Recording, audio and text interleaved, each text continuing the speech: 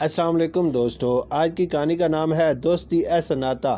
ہمارے گاؤں میں ایک لڑکا رہتا تھا جس کا نام احمد تھا۔ وہ بہت ذہین لڑکا تھا، اسے پڑھنے لکھنے کا بہت شوق تھا اور اکثر رات کو دیر تک پڑھتا رہتا تھا۔ وہ اپنے امتحانات کی تیاری کئی مہینے پہلے سے شروع کر دیا کرتا تھا۔ اس کی امی جب بھی سو کر اٹھتی اور اسے پڑھتے ہوئے دیکھتی تو دل ہی دل میں بہت خوش ہوتی اور اسے ڈھیروں دعائیں بھی دیتی۔ احمد کی امی خوش ہو کر احمد کو بہت پیار بھی کیا کرتی تھی۔ احمد اپنے سب ساتھیوں اور دوستوں میں سے سب سے زیادہ ذہین لڑکا تھا۔ احمد کا ایک بہت اچھا دوست بھی تھا جس کا نام عامر تھا اور احمد کی کلاس میں کچھ عرصہ پہلے ہی داخل ہوا تھا۔ ایک مسئلہ یہ تھا کہ یہ نیا لڑکا عامر پڑھنے میں تھوڑا کمزور تھا، اس لیے کلاس کے دوسرے لڑکے اور طالب علم اس سے دور دور رہتے تھے۔ وہ عامر سے دوستی کرنا پسند نہیں کرتے تھے اور ہمیشہ اسے اپنے ساتھ بیٹھنے نہیں دیا کرتے تھے۔ دوسری طرف احمد تھا جس نے عامر سے نہ صرف دوستی کی بلکہ بڑی خوش دلی سے پڑھائی میں اس کی مدد بھی کرتا تھا۔ عامر اب اکثر